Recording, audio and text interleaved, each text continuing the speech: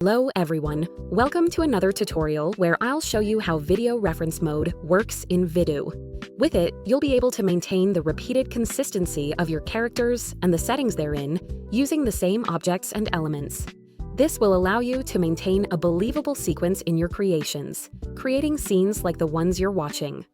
Let's get started. Once inside the platform, go to Video Reference where you'll select the Q1 engine. On your left, you'll see the panel where you'll work with references and the different options you can modify.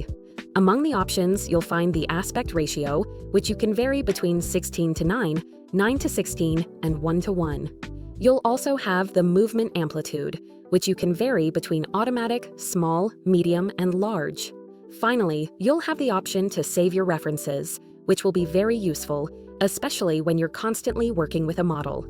For today's tutorial, we'll work with 2 characters, 4 locations, and 3 elements that we'll use to integrate into the shots.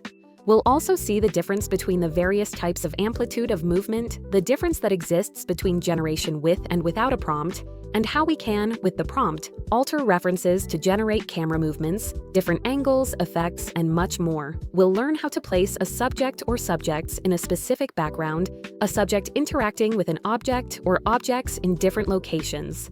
To see the difference in range of motion, we'll create some shots to see the difference between these options. This result doesn't have any modifications to the prompt, since what we want to see here is how only range of motion influences video creation. To do this, all we have to do is select one of our characters in the first box, the background we want to use in the second box, and the other character in the third box. We'll change the option and generate the shots. Here, you can see the result generated with each of the options mentioned above: automatic, small, medium, and large. All right, now for the moment of truth. We're going to learn how to use each of the points we mentioned at the beginning of this tutorial. In this first case, we'll see how to blend 2 characters into the same background. And not just that, we'll also apply a video alteration using a sample prompt in simple mode. The prompt we'll be using is the following: "It's a warm night in the park." You can see the moonlight illuminating the couple sitting on the bench. The yellow headlights are dim and the starry sky is dark. He tells her he loves her, speaking directly to her. The scene is a medium shot and the camera zooms in. You'll see how, with just a few words, we can completely transform the atmosphere and movement of our scene. Creating scenes with subject, background, and object. Now, let's move to the next level. In this case, we'll see how to use a subject, a background, and an object to create a scene's shot. It's a powerful combination that will give you a lot of control. To achieve this, we'll select our main subject or character in the first slot. The second slot will hold the desired background for the scene, and in the third, we'll place the object we want the character to use, or simply have present in the scene. Additionally, to add a unique touch, we'll include a new prompt that will allow us to alter the scene's outcome. He sits at a table with a glass of wine in his hand, thoughtful. He looks toward the horizon, the camera zooms out, and we see him moving away from the subject. As you can see in this prompt, just like the previous one, we've added key details such as the characters acting, their interaction with the object, and the camera movement. But don't stop there. You could also experiment with a different camera angle or a different mise-en-scène by simply mentioning these elements in the prompt. The possibilities are endless, integrating multiple objects into the same space. Now, let's take it a step further. We'll move on to introducing 2 different objects into the same space in a process quite similar to the last one. The key difference this time is that instead of using a subject, we'll use 2 different objects. For now, I'm performing these generations with large movement, which will help us achieve a more movement and precise detail in response to our prompt. To set it up, we'll upload the first object into the first slot, then the background, and then the second object into the third slot. It's important to mention that you may or may not have your objects in PNG format with a transparent background.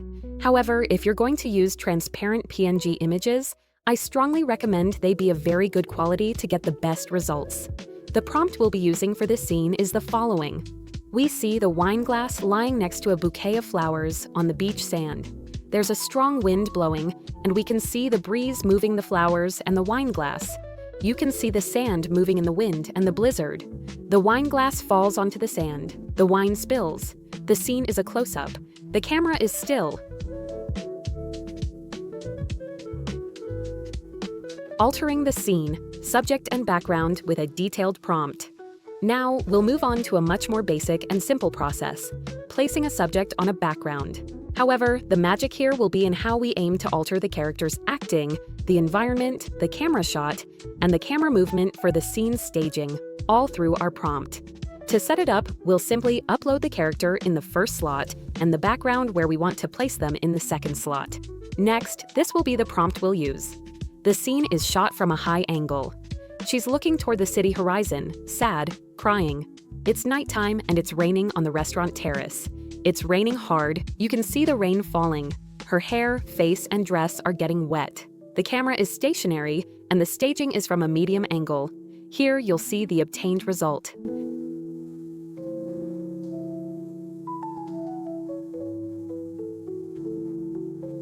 Creating complex scenes, multiple characters and objects. Now, in this last use case, we'll see how to create a scene where we'll introduce two characters into the same background and with a common object. If you ever need to adjust any of your images, you can click on Crop and modify it or adapt it to a different aspect ratio. It's a very useful tool. To set up this scene, in the first slot we'll place one of the characters, then the background, then the other character, and finally the object we want to appear in the shot, whether the characters use it or it's simply present. In this example, we'll also introduce a prompt that will modify the character's acting, the camera movement, and the overall shot. This is the prompt we'll use. It's a scene in a nighttime restaurant that takes place in a medium shot. We can see the couple sitting with a cup of coffee at their table, both laughing and enjoying the moment. It's an overhead angle. The camera pans from left to right. As you can see, we have all the elements in the scene, and the requested instructions have been perfectly generated in the video. Saving your references. Optimize your workflow. Now, we'll learn an essential function to save you a lot of time: how to save your own references. This way, if you constantly work with the same characters, backgrounds, or objects, you won't have to upload them repeatedly. It's simple. Click the small icon in the bottom right corner of the image. There you can select the photo, rename it, add a tag to group similar references, and hit Next. Then add the style, realistic, animation, etc., and a description. Vidu will generate one automatically, but you can edit it. Confirm, and that's it. Your reference will be available in the References panel to use whenever you want, and even to edit it. Creating full scene references. If you need a reference that contains multiple images at once for a scene, that's also possible. Go back to References and use the 3 available slots. Upload the first character, the background, and the second character. This way, you'll register these 3 elements as a single reference. Add a title, description, tag, and style. For example, you can call it Location 1 Scene 1 and create the tag Location 1 to group all references for that specific location. Once created, you can view and select your references in the panel. As you can see, this function is extremely useful when your project demands the constant use of specific characters, locations, or objects. I hope this tutorial helps you continue improving your productions. In the following tutorials, we'll explore the other possibilities available with Video Reference Mode and Pro Mode. Thanks for watching.